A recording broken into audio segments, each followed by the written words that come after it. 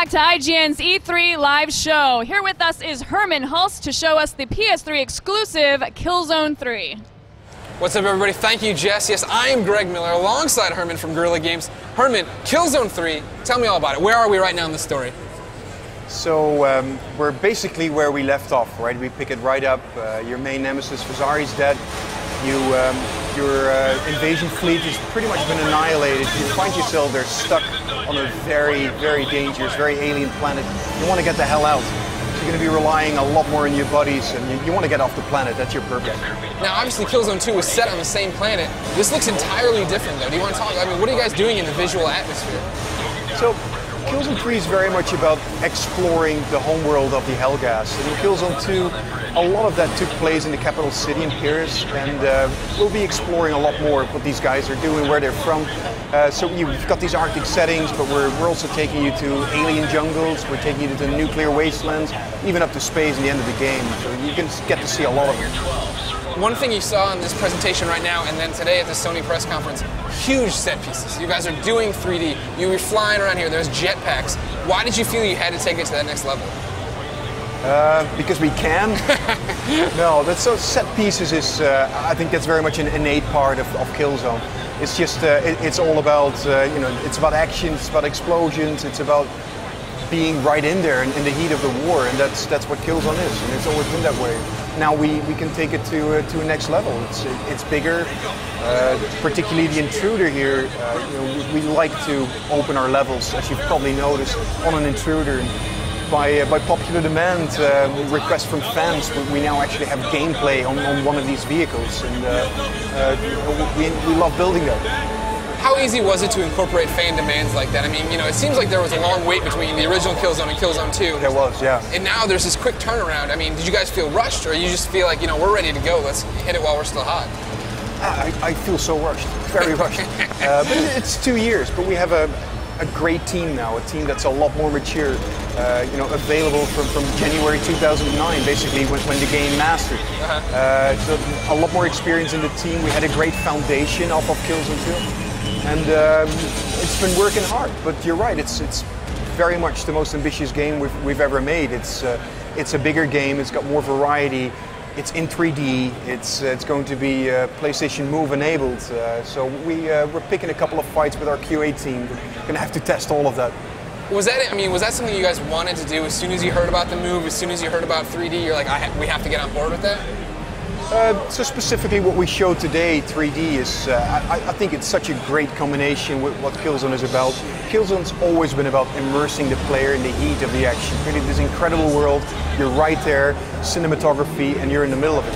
3D, what it does is it kind of almost literally lets you put you in the middle of the action. So why the hell not? Yeah. It's a great thing to do. Was there concern of alienating players? 3D is such a new technology, not everybody has that TV set. Is it one of those things where, Killzone 3 is going to be great no matter what set you play it on? It's, at the end of the day, 3D is optional. You can turn it on, you cannot decide to not turn it on. So it's not mandatory, we're not forcing anything upon players. The early adopters that are going to have a screen will just have additional experience. We're not making any sacrifices to the experience at all. Now, PlayStation Move, you're going to be ready to go right out of the box with it. Yes. Is it as simple as people would think? Wherever I'm pointing this is where my gun's going. It's. I'm not going to say too many things about it until we're ready. Nobody's listening. I know. It's just a couple viewers, right? On your side. But it's, I'll talk to you about it in great depth when we actually have it up and running. I can tell you now that it's coming together very, very nicely, and we're very impressed with the precision. And it's one of those things, just like 3D, where it's an option. It's part of the hardware, sort of the broader set of hardware options we've got. We just love exploring that, getting the maximum out of what's available, and then I think it's going to be great. The one thing we haven't touched on right now as far as the story is the Helghasts aren't in a good place either right now, right? I mean, as a player, I'm trapped behind enemy lines, all hell's broken loose from my side, but then again, they have no leader right now. Is there a civil war you were talking about earlier? Yeah, so Fazari's dead. You've got two guys. One is in charge of the weapons industry, the other guy is in charge of the army. They're vying for power. There's kind of a civil war. But at the same time, you kind of get stuck in the middle. It's kind of, you're kind of a mouse in the middle of a cat fight. And I think it's a great setup to show you more about the Helgen culture. Now, I know we live in the age of sequels. Where does Killzone 3 stand for you? Is this capping off a trilogy and then we move to a different part of the story later on? Oh, man, we're pretty much announcing Killzone 3. It's a little bit early to talk about. No. You owe it to me because Killzone 2 ends on such a cliffhanger. I fight all this way, and Rico just blows it for us. He just kills Vasari right in front of me. It's like it's what he wanted you to do. Yeah. Gosh. True. No, and Rico is very important. He's grown up. He's a very helpful guy. He's reviving you the whole time, and he's learned a lot. He's learned a lot from killing Vasari in Killzone 2. Now you talk about reviving. That's something players obviously know from Killzone 2 multiplayer. Yeah. But now it's in single player as well. Yeah. Right? And it's